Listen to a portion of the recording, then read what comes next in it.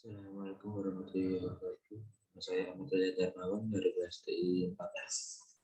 Di sini saya akan mempresentasikan tentang proyek skripsi saya tentang learning teknologi.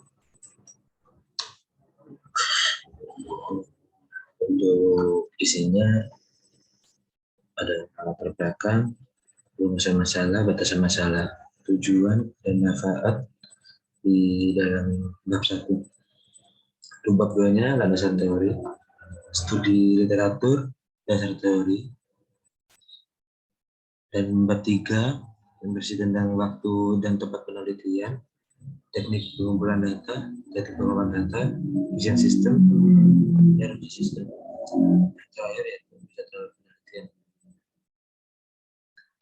Itu yang pertama, latar belakang, yaitu merujuk kepada era industri 4.0, yaitu istilah yang digunakan untuk merujuk pada era di mana terjadi perpaduan teknologi yang mengakibatkan dimensi fisik, biologis, dan digital membentuk suatu perpaduan yang sulit untuk dibedakan. Perkembangan teknologi digital di era 4.0 ini saat ini telah membawa perubahan dan mempengaruhi berbagai aspek kehidupan manusia, termasuk di bidang pendidikan. Hoyles and Lagrange pada tahun 2010 menegaskan bahwa teknologi digital adalah hal yang paling mempengaruhi sistem pendidikan di dunia saat ini.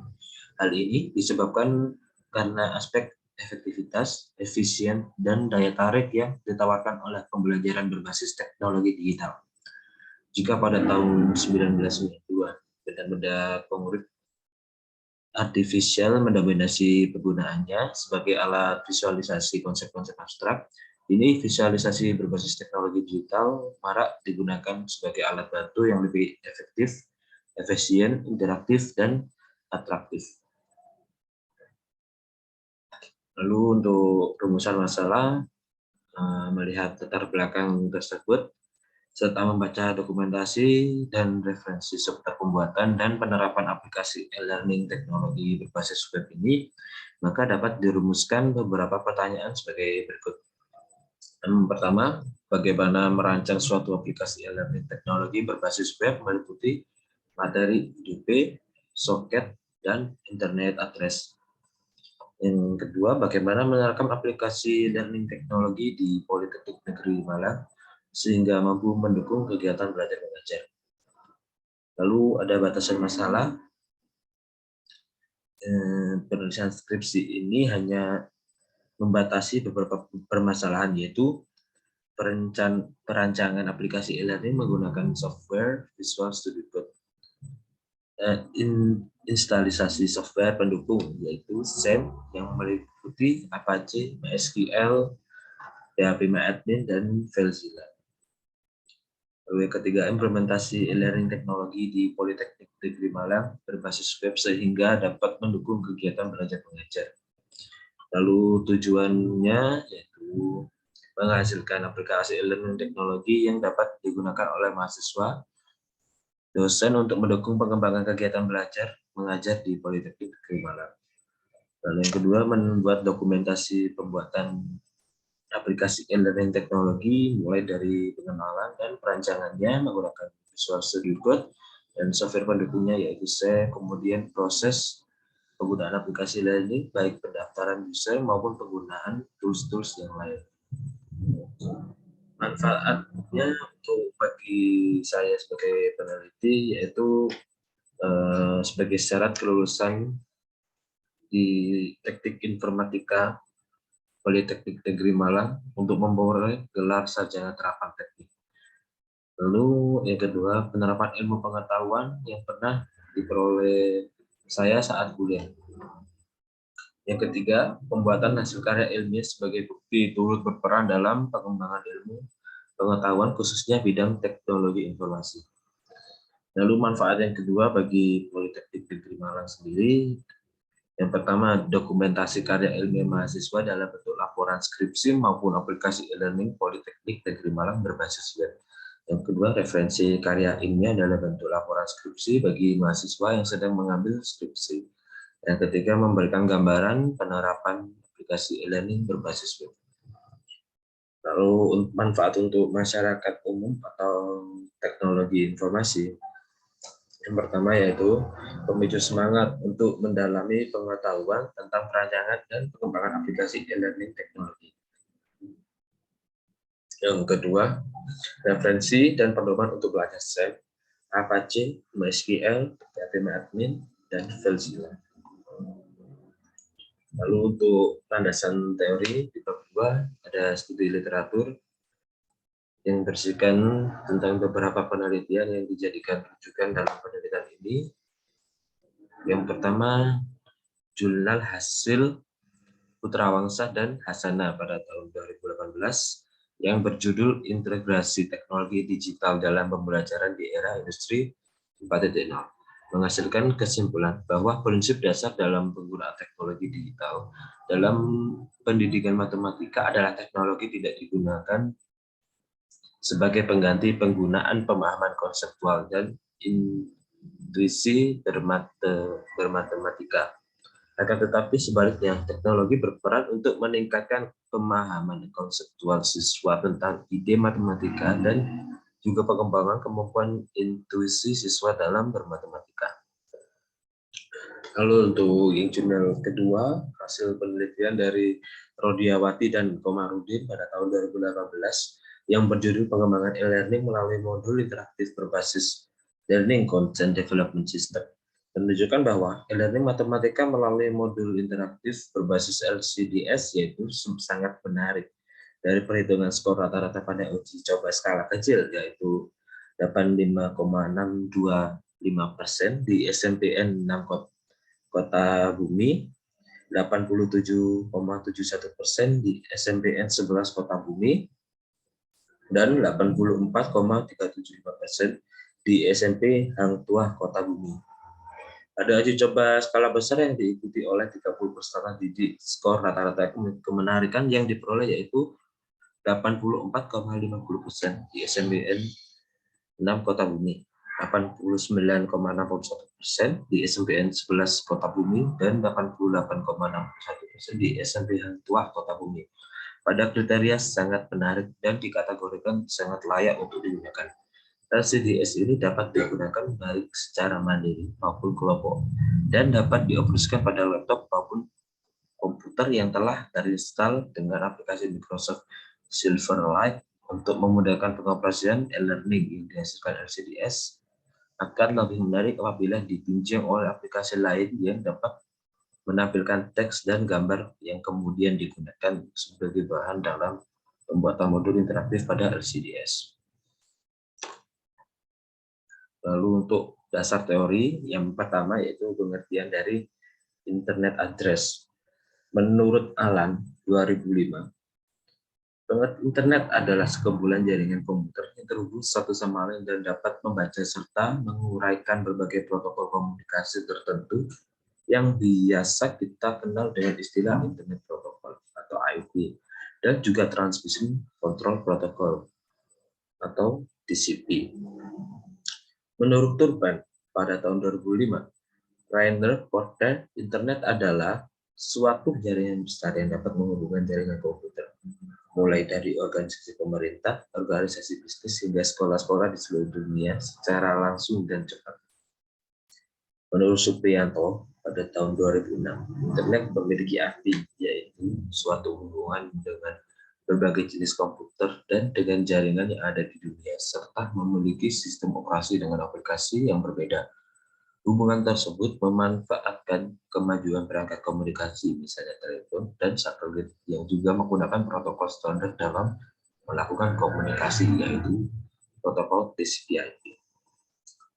Fungsi dari Internet sendiri, yaitu yang pertama memudahkan untuk mengakses informasi, yang kedua memudahkan komunikasi, dan yang terakhir memudahkan dalam kerja. Manfaatnya untuk berbisnis sudah tidak asing berbelanja online dalam kehidupan sehari-hari, mulai dari pelaku bisnis yaitu penjual yang tidak harus memiliki toko ataupun toko untuk membuka bisnisnya, melainkan cukup mendaftarkan tokonya ke media belanja online Dengan menggunakan proses online, pembeli dapat dengan mudah memilih barang dan toko yang diinginkan, tanpa harus datang untuk membeli langsung barang yang diinginkan. Lalu yang kedua, manfaat internet untuk belajar. Internet dengan metode belajar online memudahkan siswa maupun mahasiswa dalam berinteraksi dan mempelajari pelajaran yang diinginkan secara otodidak. Untuk media pembelajaran online mulai dari matematika hingga bahasa Inggris dan pelajaran lainnya dapat dengan mudah dipelajari hanya dengan menggunakan internet. Misalnya, e-learning, tutorial, hingga kursus juga ditawarkan di berbagai media.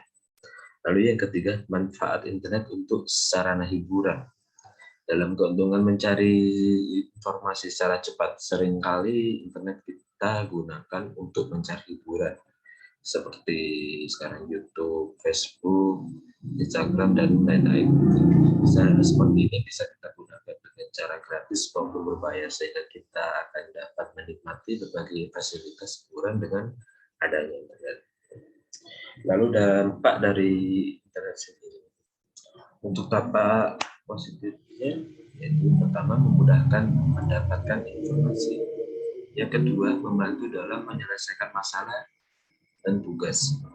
Yang ketiga, mendapatkan sarana hiburan. Yang keempat, memudahkan dalam berbisnis. Yang kelima, memudahkan proses komunikasi. Lalu juga ada dampak negatif dari internet sendiri, yaitu terjadinya cyberbullying, lalu perilaku negatif dan konten yang tidak baik untuk dilihat, lalu maraknya isu hoax dan menyebarkan hoax. Yang keempat, adanya cybercrime, yaitu kejahatan internet, misalnya penipuan. Yang kelima, budaya asli mulai ditinggalkan. Lalu untuk materi kedua, yaitu user data protokol. User data protokol atau yang sering dikenal dengan UDP merupakan salah satu jenis protokol internet yang memungkinkan sebuah perangkat lunak pada komputer bisa mengirimkan pesan ke komputer lain melalui jaringan tanpa perlu komunikasi awal. Yaitu saat kita mengirimkan pesan melalui UDP, komputer pengirim dan penerima tidak perlu bernegosiasi di saat melakukan pertukaran data. Selain itu, karakteristik UDP lainnya adalah unreliable, artinya semua pesan yang dikirimkan tidak memiliki nomor urut atau pesan pemberitahuan. Jika selama transmisi ada pesan-pesan yang hilang, maka protokol aplikasi yang letaknya di atas UDP harus memulihkan pesan tersebut. Lalu fungsi dari UDP sendiri, yaitu yang pertama, bisa diandalkan untuk bertukar data. Yang kedua, pengiriman data termasuk cepat, sehingga lebih efisien dan tidak memakan waktu yang lama. Yang ketiga, untuk mengirim transmisi data secara broadcast. Yang keempat, jenis protokol yang ringan dan tidak memerlukan ruang yang besar. Dan yang terakhir, tidak membutuhkan keahlian khusus sehingga dapat digunakan semua. Untuk cara kerjanya, terdapat sebuah port yang berfungsi sebagai penghubung klien dan server untuk dapat bertukar data.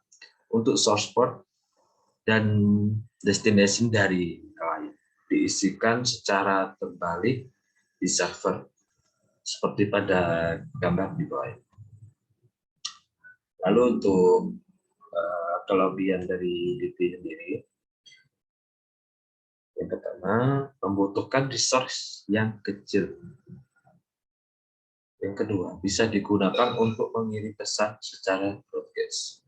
Yang ketiga, tidak membutuhkan negosiasi di awal sehingga membuat koneksi lebih cepat. Lalu untuk kelemahannya, yang pertama ya tidak bisa melakukan buffering. Yang kedua, tidak mendukung mekanisme flow control. Yang ketiga, tidak bisa mengirim data yang ukurannya terlalu besar. Lalu untuk materi yang ketiga yaitu soket. Pengertian dari soket sendiri yaitu salah satu cara untuk komunikasi antar komputer dalam jaringan internet.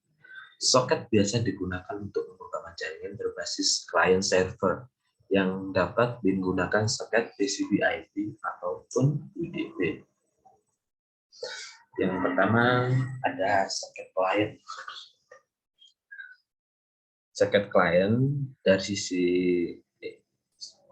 socket client yaitu sebuah penghubung antara dua host yang dapat dibangun 7 dasar operasi, yaitu menghubungkan dan mengendalikan perangkat, mengirim data, menerima data, menutup koneksi, bergantung pada port, mendengarkan data yang masuk, dan menerima koneksi dari perangkat yang dikendalikan berdasarkan sebuah port.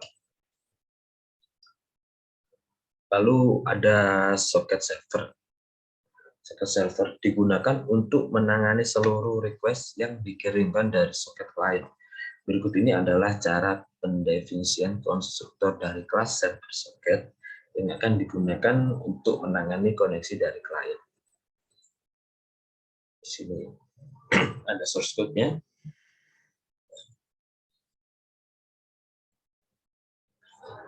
Konstruktor dari server socket di atas akan membuka atau menerima koneksi melalui port 90. Kemudian metode asset yang dipanggil untuk menunggu koneksi dari klien. Konstruktor akan melempar exception apabila port yang didefinisikan telah dibuat sebelumnya.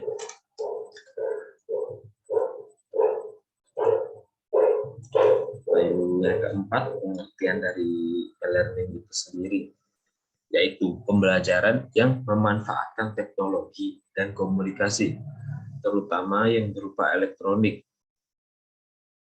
Ini dijelaskan oleh Durkheim pada tahun 2018.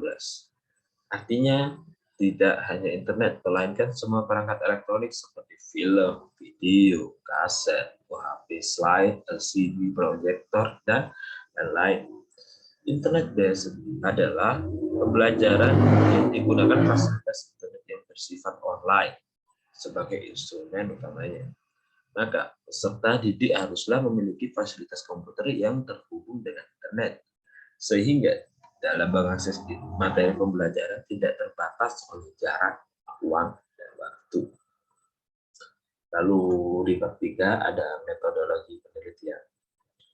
Pada bab ini akan dibahas metode penelitian yang digunakan dan langkah-langkah yang dilakukan dalam rangka mencapai tujuan yang diharapkan dalam penelitian ini.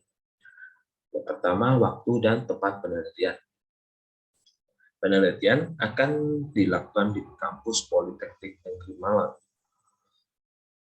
yang akan dilaksanakan mulai Desember 2021 sampai dengan Mei 2021. Untuk teknik pengumpulan datanya, itu ada observasi dan wawancara. Observasi sendiri dilakukan kepada mahasiswa dan dosen untuk menambahkan fitur apa saja yang dibutuhkan pada kegiatan belajar mengajar. Untuk wawancaranya dilakukan kepada dosen untuk mengetahui perincian dari materi yang akan diajarkan. Lalu teknik pengolahan data. Pada metode pengolahan data, data yang sudah didapatkan akan diambil poin-poinnya dan kemudian diolah menggunakan web system. Untuk desain sistemnya, dalam merancangkan sistem perama ketersediaan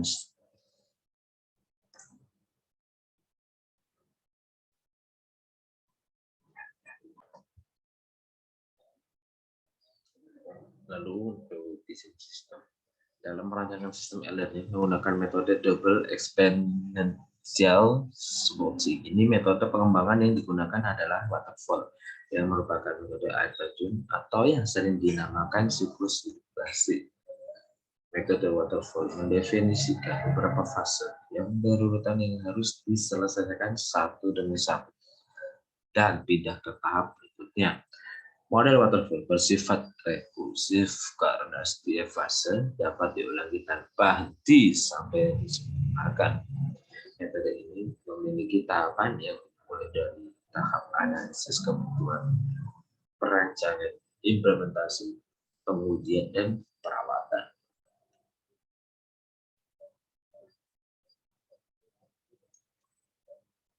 Lalu untuk uji coba sistem.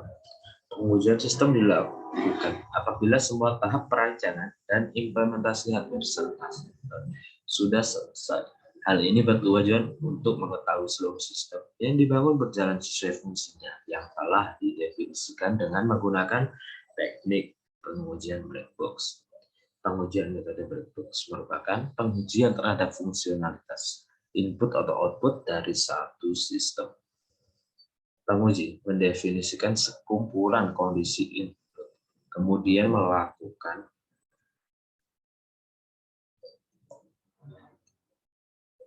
sejumlah pengujian terhadap program sehingga menghasilkan suatu output yang nilainya dapat dievaluasi untuk tahap 4, yaitu jadwal penelitian.